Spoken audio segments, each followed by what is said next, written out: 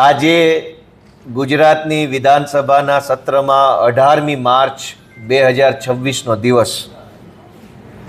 આજે તારાંકિત પ્રશ્ન ક્રમાંક 165 થી મેં સરકારને એક પ્રશ્ન પૂછ્યો હતો।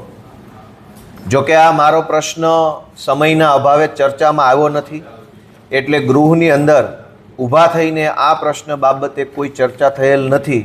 પરંતુ સરકારનો જે જવાબ આવ્યો છે એ જવાબ ઉપર ગુજરાતની જનતાનું ધ્યાન દોરવા માગું છું કે મેં એવો પ્રશ્ન પૂછ્યો તો હું વાંચી સંભળાવું છું કે ખેતીવાડી ઉત્પન્ન બજાર સમિતિ એટલે કે માર્કેટિંગ યાર્ડ બોટાદમાં પોતાની જણસ વેચવા આવતા ખેડૂતો સાથે જણસીના ભાવમાં ભાવફેર થાય છે તે હકીકતથી સરકાર વાકેફ છે કે કેમ?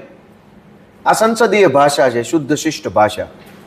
કાઠિયાવાડીમાં કહેવું હોય તો બોટાદના યાર્ડમાં ખેડૂતો સાથે કડદો થાય છે, એ વાતની સરકારને જાણ છે?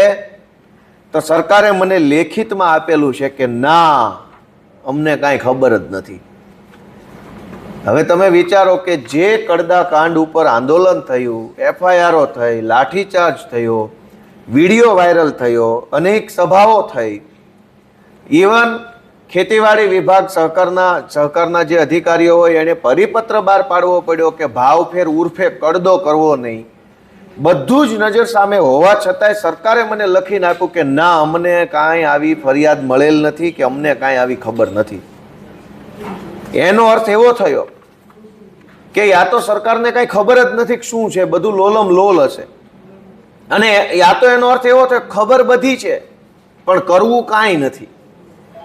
બોટાદના માર્કેટિંગ યાર્ડમાં ખેડૂતો સાથે જે કડદો થાય છે એની ખબર તો આખા દેશને છે, નેશનલ મીડિયામાં આવેલું છે। તેમ છતાંય આજે મેં બીજો પ્રશ્ન પૂછ્યો કે આવો ભાવફેર ઉર્ફે કડદો કરનારાઓની વિરુદ્ધમાં શું કાર્યવાહી કરવામાં આવી? તો સરકારનો જવાબ છે કે પ્રશ્ન ઉપસ્થિત થતો નથી। શું કામ? તો કે અમે કાંઈ કરવા માંગતા નથી। એટલે આજે અત્યંત દુઃખ દુર્ભાગ્ય સાથે કહેવું પડે કે બોટાદના માર્કેટિંગ યાર્ડમાં થયેલા કડદા બાબતે સરકારને કાંઈ ખબર નથી, કોઈ ફરિયાદ માહિતી કાંઈ છે જ નહીં। જે ખેડૂતો આ કડદા સામે લડાઈ લડતા હતા એમાં આમ આદમી પાર્ટી દ્વારા પણ સહયોગ આપવામાં આવ્યો, એ વાત આજે ગુજરાતના ખેડૂતો સમક્ષ મૂકું છું કે આ સરકાર ભગવાન ભરોસે ચાલતી સરકાર છે, એમની પાસે કાંઈ માહિતી પણ નથી, એટલે આપણે પણ હવે આવી સરકારથી દૂર રહેવું જોઈએ।